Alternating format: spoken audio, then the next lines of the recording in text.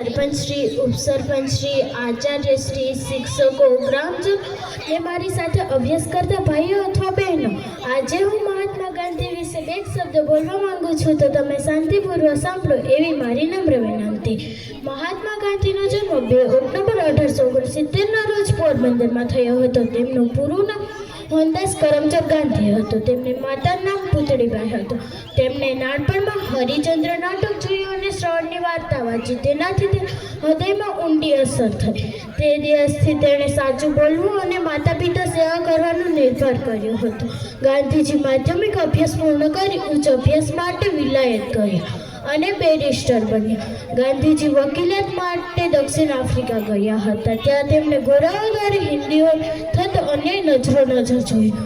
તે અન્યાય દૂર કરવા માટે તેમણે અહિંસક લડત ઉપાડી અને તેમાં તેમને સફળતા મળી. ત્યાર પછી ગાંધીજી દક્ષિણ આફ્રિકાથી ભારત પાછા આવ્યા. ત્યારે ભારતમાં અંગ્રેજોનું શાસન હતું. ભારતને અંગ્રેજોની ગુલામીથી મુક્ત કરવા તેમણે અહિંસક દેશવ્યાપી આંદોલન શરૂ કર્યું. દેશની જનતા અને અનેક દેશવાસીઓએ તેને તન મન ધનથી સાથ આપ્યો. ગાંધીજીને અંગ્રેજોએ ઘણીવાર જેલમાં પણ પૂર્યા, પણ તેમણે હાર ન માની. અંતે સૌના પ્રયત્નોથી ભારતને 1947માં આઝાદી મળી રહી.